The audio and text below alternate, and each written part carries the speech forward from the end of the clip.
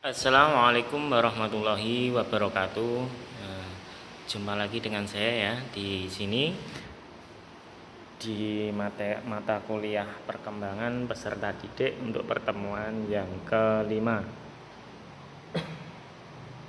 Oke, sekedar mengulas minggu lalu bahwa materi kita itu adalah teori perkembangan ya. Teori perkembangan peserta didik ya. Kita akan melanjutkan teori perkembangan yang selanjutnya. Yang keempat adalah teori kognitif ya, teori perkembangan kognitif. Nah, kognisi adalah perbuatan atau proses mengetahui. Ada dua teori berkenaan dengan teori kognitif ini, perkembangan kognitif ini, yaitu pendekatan pertama adalah menggunakan teori Piaget ya, yang menekankan perubahan kualitatif dalam cara berpikir mereka ketika berkembang ya. Dan kedua adalah teori Vygotsky ya. Oke, langsung kita bahas satu persatu. Yang pertama adalah perkembangan Piaget. Piaget mengajarkan bahwa perkembangan kognitif adalah hasil gabungan dari kedewasaan otak dan sistem saraf dan adaptasi pada lingkungan kita ya. Ia menggunakan 5 bentuk ya, atau 5 teorema untuk menggambarkan dinamika perkembangan tersebut. Skema menunjukkan struktur mental pola berpikir yang orang gunakan untuk mengatasi situasi tertentu di lingkungan. Misalkan bayi melihat benda yang mereka inginkan sehingga mereka belajar menangkap apa yang mereka lihat. Mereka membentuk skema yang tepat dengan situasi. Adaptasi adalah proses dengan mana anak-anak itu menyesuaikan pemikirannya untuk memasukkan informasi baru yang selanjutnya mereka mengerti.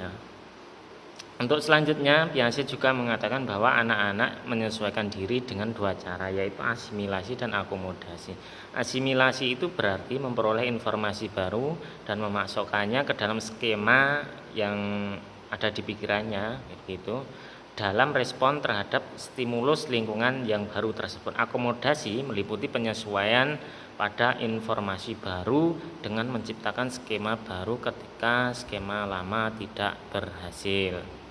Nah, sekarang selanjutnya anak-anak mungkin melihat anjing untuk pertama kalinya, itu termasuk ke dalam asimilasi ya. Kemudian mereka belajar bahwa beberapa anjing aman untuk dipelihara dan anjing lainnya tidak. Itu adalah sebuah kesimpulan ya, responnya ya. Dia menyimpulkan seperti itu, masuk dalam akomodasi ya. Ketika anak-anak memperoleh semakin banyak informasi ya, mereka menyusun pemahamannya tentang dunia secara berbeda-beda karena daya serapnya juga berbeda-beda untuk setiap individu. Konsep keseimbangan esensial dalam definisi Piaget tentang kecerdasan sebagai bentuk equilibration ya. Equilibration ini didefinisikan sebagai kompensasi untuk gangguan eksternal. Perkembangan intelektual menjadi kemajuan yang terus-menerus yang bergerak dari satu ketidakseimbangan struktural ke keseimbangan struktur yang baru yang lebih tinggi. Nah, intinya di dalam teorema Piaget itu perkembangan kognitif itu dipengaruhi oleh perkembangan kognitifnya siswa itu didominasi oleh diri mereka sendiri ya, atas dasar faktor lingkungan. Piaget menguraikan menjadi 4 tahap perkembangan kognitif, yaitu sensori, motor, preoperasional, operasional konkret, dan operasional formal. Tahapan perkembangan kognitif menguraikan ciri khas perkembangan kognitif tiap tahap dan merupakan suatu perkembangan yang saling berkaitan dan berkesinambungan. Jadi antara sensori motor itu ke tahap selanjutnya itu saling berkaitan dan saling berkesinambungan. Ini adalah tabel ya, teorema perkembangan peserta didik menurut Piaget ya dalam hal kognitif ya. Untuk usia lahir sampai 18 itu tahap sensori motor, di mana cirinya itu dia belajar melalui perasaan, melalui refleks, memanipulasi bahan ya. Jadi dia contohnya misalkan pada bayi ya, dia digendong oleh ibunya. Nah, setiap apa yang dilakukan oleh ibunya, entah itu gerak bibir, dia pasti akan melihat dengan seksama ya. Maka dari itu si bayi tersebut belajar dari ibunya, dari lingkungan sekitarnya ya. Nah, itulah kenapa bayi-bayi tersebut bisa mewarisi bahasa yang berbeda-beda. Seperti itu. Karena di dalam awal masa kehidupannya dia juga memperoleh bahasa yang berbeda-beda, dan dia belajar secara kita tidak tahu, dia juga belajar dari apa yang ibunya atau bapaknya itu lakukan ya. Seperti ini bisa ciri-cirinya ya, usianya, klasternya ini bisa dilihat sendiri. Saya lanjutkan. Sekarang kita masuk ke teori Vygotsky ya. Menurut Vygotsky, pembelajaran dan perkembangan merupakan dua hal yang saling berkaitan ya. Sejak hari pertama manusia itu hidup ya. Hal ini menunjukkan bahwa perkembangan kognitif dan sosial berhubungan dan saling melengkapi ya. Menurut teori Piaget memandang bahwa pengetahuan anak itu sebagai tersusun dari pengalaman mereka pribadi ya. Jadi Piaget itu perkembangan kognitifnya itu dari peserta didik itu atas dasar diri mereka pribadi, pengalaman diri mereka sendiri ya. Meskipun Vygotsky juga mempercayai hal ini, tapi dia berpandangan lain ya, bahwa pribadi dan sosial itu tidak dapat dipisahkan ya. Pendidikan dan pemahaman mereka mengenai dunia ini sebagian berasal dari nilai-nilai dan keyakinan dari orang dewasa dan anak-anak lain dalam kehidupan mereka. Jadi seperti ini, menurut Vygotsky ini perkembangan peserta didik itu sangat dipengaruhi oleh guru mereka ya. Jadi orang dewasa itu sangat berpengaruh sekali atas perkembangan kognitif dari peserta didik ya. Jadi peserta didik itu dia bisa berkembang karena atas dasar tuntunan dari guru-guru mereka ya, entah dari bapak mereka, dari teman-teman mereka.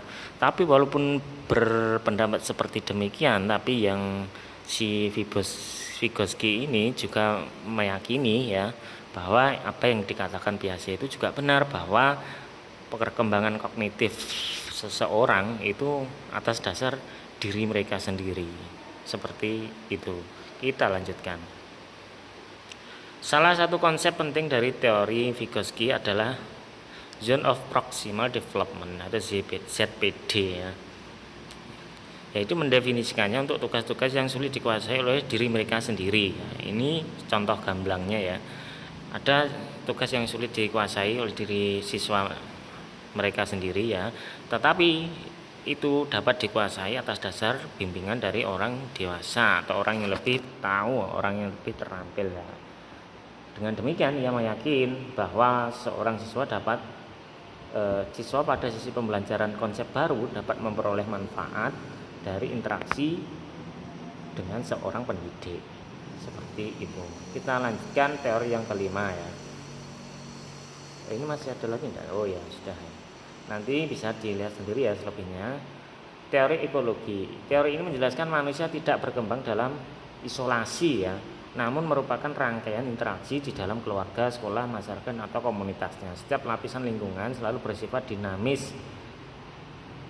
Dinamis itu mudah sekali dipengaruhi ya, mempengaruhi perkembangan individu. Itu ekologi ya. Dari perspektif teori ekologi, individu berkembang dalam jaringan yang kompleks dari sistem yang saling berhubungan. Oleh karena itu, banyak sumber berperan dalam perkembangan tingkah laku. Jadi ini teori ekologi ini saya jelaskan sedikit. Kalau kalian masih belum paham, bisa dicari di literatur yang lain ya.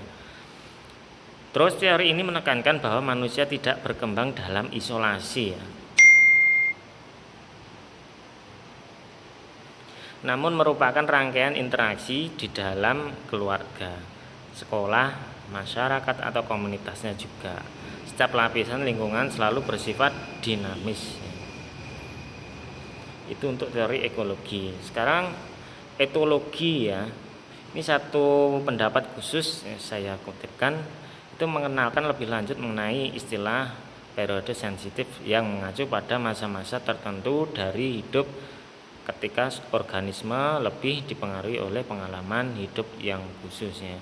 Teori ini menekankan bahwa perilaku individu adalah produk dari evolusi, begitu, dan ditentukan secara biologis. Jadi itu atas dasar keturunan ya berarti gitu. Jadi perkembangan peserta didik itu sangat besar dipengaruhi oleh keturunannya. Kalau keturunannya pandai maka akan pandai. Seperti itu. Teori ini juga tetap menghargai adanya peran lingkungan. Walaupun demikian, tapi teori ini juga tetap sama seperti teorinya Piaget tadi ya. Manusia itu Piaget dan Vygotsky tadi, bahwa manusia itu perkembangan kognitifnya dipengaruhi oleh lingkungan juga. Kalau Piaget itu tapi dia cenderung bahwa individu yang membentuk kognitifnya sendiri, seperti itu atas dasar pengalaman. Sehingga pengalaman individu pada awal kehidupannya dapat memberikan sumbangan yang berarti bagi kehidupan selanjutnya. Demikian apa yang dapat saya sampaikan ya. Nanti tolong apabila ini masih kurang jelas, kalian bisa browsing sendiri ya. Intinya teori-teori yang sudah saya sebutkan ini saya cuplikan begitu saja, karena waktu juga sangat berpengaruh di sini. Begitu, yang belum paham mohon ditanyakan via YouTube atau WhatsApp ya. Begitu. Sekian, terima kasih apa yang dapat saya sampaikan. Saya sampai jumpa di pertemuan selanjutnya minggu depan ya. Assalamualaikum warahmatullahi wabarakatuh.